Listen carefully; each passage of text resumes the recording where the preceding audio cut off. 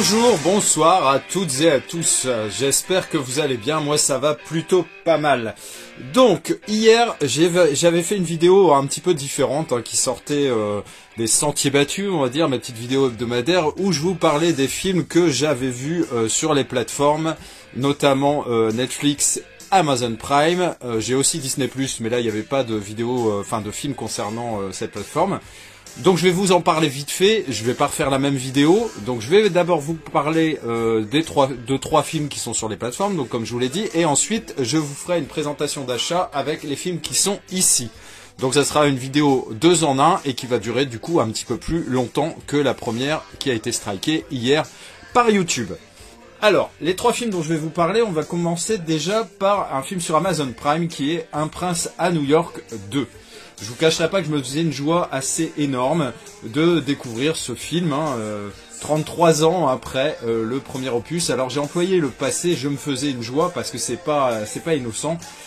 C'est que j'étais un petit peu déçu. Donc il est disponible depuis quelques semaines sur Amazon Prime.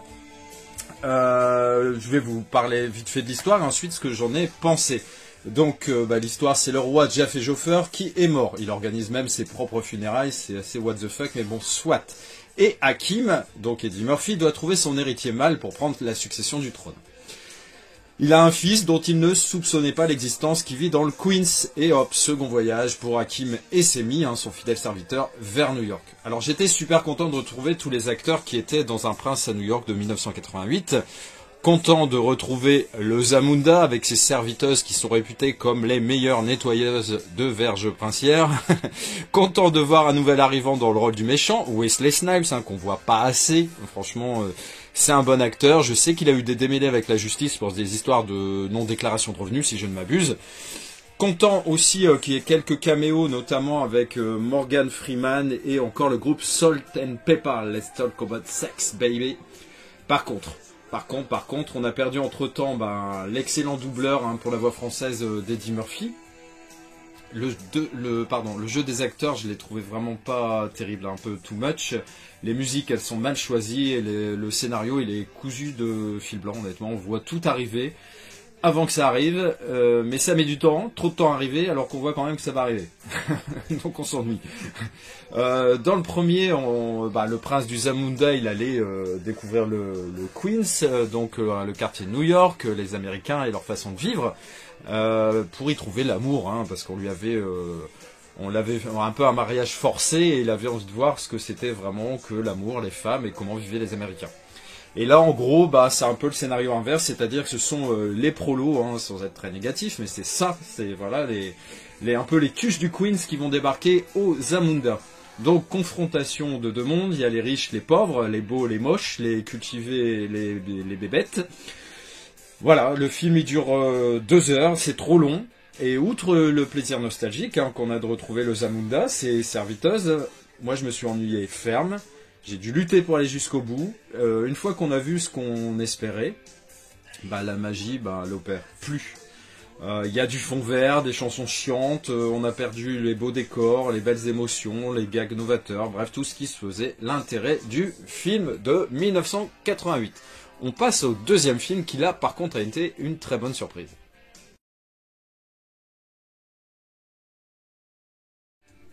Donc là je vais continuer avec Love and Monsters sur Netflix.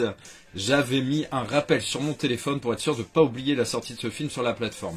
Il est dispo depuis le 14 avril, donc c'est hyper récent. Je l'ai déjà vu une fois et je pense que je vais le revoir une deuxième fois avec le reste de ma famille.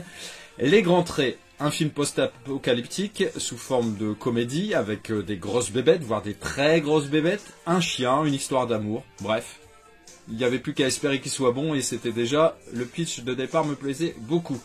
Donc le scénario, une météorite qui menace de s'écraser sur la Terre, va être détruite avec différents missiles, mais ça va avoir un effet pervers, l'effet pervers de transformer tous les animaux à sang-froid, les serpents, les insectes, les crustacés, qui vont atteindre des dimensions absolument gigantesques. À tel point qu'on dirait des espèces de kaiju, mais cette fois-ci, là, King Kong, il est plus là pour nous aider. Donc le héros, Joel, c'est l'acteur de Labyrinthe. Il vit dans un bunker sous terre et il survit avec quelques compagnons d'infortune. Fin du monde, pardon, survie, armes, franchement tout pour que je sois heureux, mais ça ne pouvait pas en rester là, ça ne pouvait pas être si simple. Joël, qui n'est pas un guerrier, mais plutôt le marmiton de la communauté, il va partir à la recherche de son amour de lycée, qu'il a envie de revoir, et il a réussi à savoir qu'elle était toujours en vie grâce à la CB. Le X, c'est qu'il y a 130 km qui les séparent et il faut aller à l'extérieur, et à l'extérieur c'est peuplé de saloperies de bébêtes qui n'ont qu'une envie, c'est de vous bouffer. Donc le voilà parti avec sa motivation, mais armé de son inexpérience totale de l'extérieur, des armes. Et il est armé honnêtement d'une arbalète Nerf, hein, qui a vraiment pas l'air de casser trois pattes à un canard. Et il a le cruiomètre à 0. Heureusement, lors de son chemin, il va rencontrer quelqu'un tout de suite, une rencontre improbable, plusieurs même. La première, c'est un chien qui s'appelle Boy. Mon Dieu que j'aime les chiens dans ce type de film, mais j'avoue que je flippe toujours qu'il leur arrive quelque chose. Comme disait Mel Gibson dans L'Arme Fatale 3, je peux flinguer un homme, mais pas un chien, pas un chien. Il va aussi rencontrer des humains, une jeune fille et un homme qui vont être un peu les mentors, qui vont lui apprendre un peu à survivre à cet apocalypse. Le film il dure 1h50, j'ai pas vu le temps passer, le rythme il est haletant, c'est super bien fait, les personnages sont attachants, les bestioles, moi je trouve que c'est vraiment très correctement réalisé au niveau des effets spéciaux. Alors on va retrouver clairement l'esprit de Zombieland, avec une dose d'humour maîtrisée. C'est pas trop, c'est pas graveleux, c'est pas gras, c'est bien, c'est rigolo, c'est sympa. Ça joue forcément sur des comiques de situation et par rapport au caractère des différents protagonistes. Sinon, quoi vous dire, il y a un peu aussi de Je suis une légende avec le duo homme-chien qui marche forcément à merveille avec moi. Donc, qui dit Je suis une légende, heureusement Boy, bah, il va avoir un destin beaucoup plus heureux que Sam, hein, de toute façon pire ça me paraît difficile. Donc en gros c'est une quête initiatique parce que le héros c'est un peureux et introverti au départ, et par le biais de ce voyage, hein, il va se découvrir, se sortir la tête du cul et devenir presque... il va passer du stade de bras cassé à presque héros, un survivant, enfin bref, un meneur presque. Donc j'ai beaucoup aimé, vous l'avez compris, et j'espère une sortie physique de ce film. Je sais que c'est le cas aux États-Unis, mais je croise les doigts pour que ça soit le cas en France. Un dernier film à vous présenter avant les présentations d'achat, enfin un film que j'ai vu il n'y a pas longtemps, et ça va aller très très vite, croyez-moi.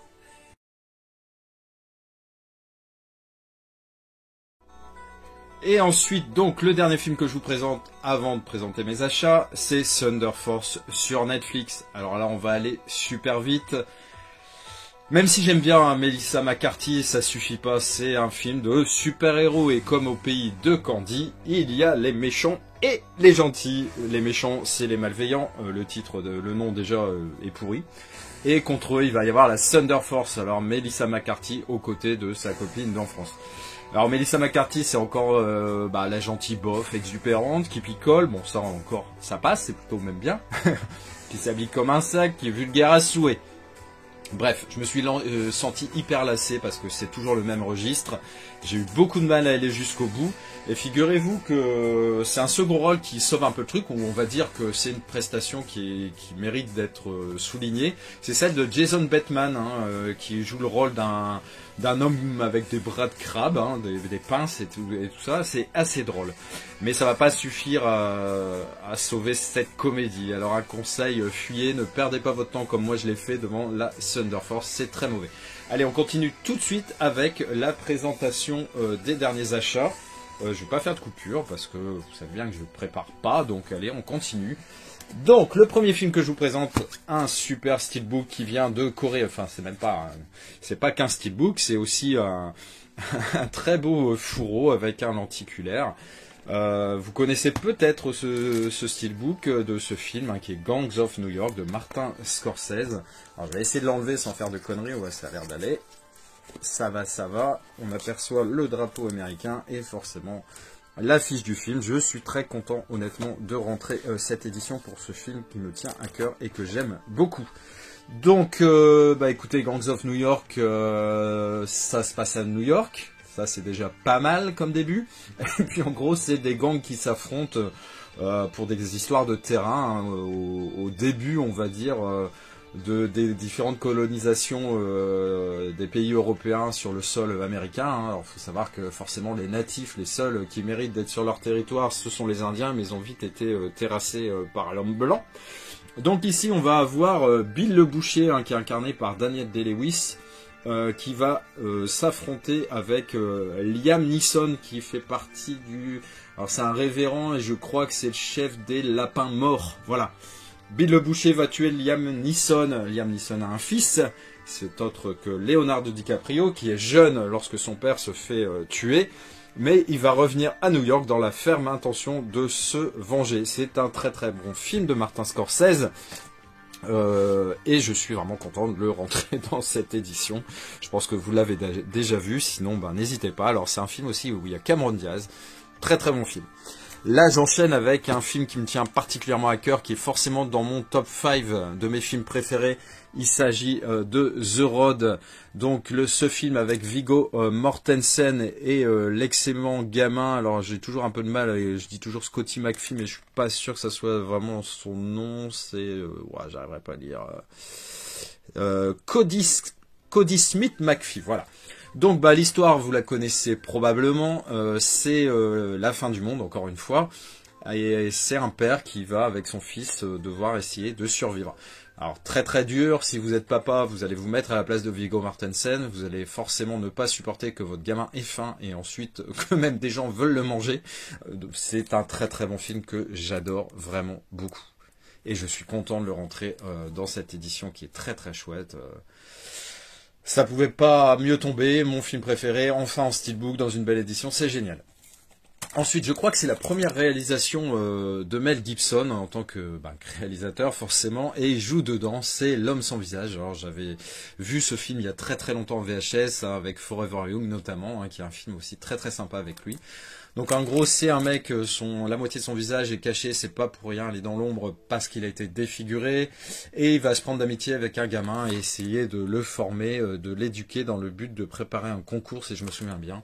Et ils vont confronter un peu leurs différentes vies, en fait, voilà, deux personnages qui n'avaient a priori aucune raison de se rencontrer et de s'apprécier, et pourtant la magie va opérer. Excellent film. Un film que je connais peu, mais qui m'a été recommandé, c'est My Beautiful Boy, avec Steve Carell, qui est apparemment dans un rôle pas habituel, hein, plus l'habitude de le voir dans les comédies. En gros, il va essayer de sortir son fils, qui est accro à les méthamphétamines de Walter White, et il paraît que c'est un film bouleversant, forcément sur la drogue, sur la relation père-fils. Un film que je suis très très content de rentrer en 4K parce que c'est un 4K d'exception, il fait partie vraiment des très très bons, c'est-à-dire que l'HDR est vraiment sympa, les effets spéciaux sont très très bien gérés, et surtout on a une piste Dolby Atmos française, donc au cœur de l'océan, qui revisite en quelque sorte le mythe de Moby Dick. Et c'est vraiment très très bon, c'est un film sur la survie en mer forcément, la faim, la famine, c'est la même chose, et le combat contre une créature baleine qui est presque humanisée et qui cherche à se venger de qui, de quoi et pourquoi.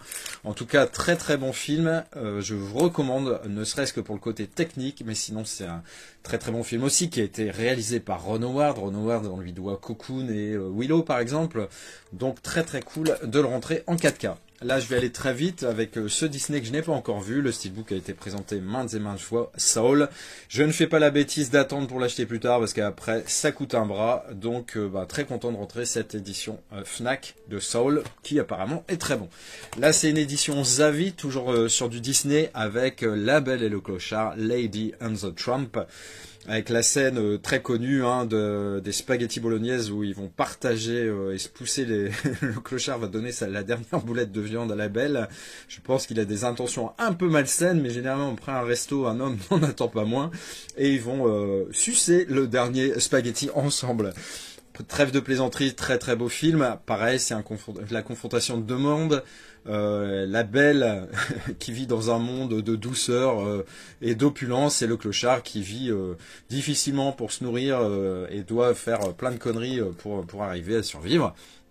Et vont se retrouver tous les deux finalement confrontés aux deux mondes. Et finalement, qui est le meilleur dans quel monde? C'est un grand débat, hein. J'avais pris le Steelbook quand il était en promo sur la Fnac de Sonic, et là il était en 4K vraiment pas cher, à 10-12 euros, donc je l'ai pris parce que c'est pareil, c'est un 4K absolument de perfection niveau technique, donc très content. Je vais ranger la galette 4K dans le Steelbook. Et ensuite 2 films avec Patrick Devers avant de terminer cette vidéo. Série Noire, film d'Alain Corneau, où en gros on ramène le polar des États-Unis en France dans les années 70. Très très bon film. Voilà, avec Bernard Blier notamment. Et ensuite le dernier film de Claude Sauté, Un mauvais fils. Donc il a fait de la prison, Patrick Devers, il va revenir, mais sa maman est morte durant son séjour en prison. Il va vouloir revoir son père a perdu une femme, lui, Patrick, a perdu sa maman, et ça va être très difficile comme relation. Un des meilleurs films de Patrick Devers. J'espère que cette vidéo vous a plu. Moi j'ai passé un agréable moment avec vous, j'espère que là rien ne se fera striker. Je vais faire attention à pas trop rester figé sur les images, et je vous dis à très vite, n'hésitez pas à commenter, ciao.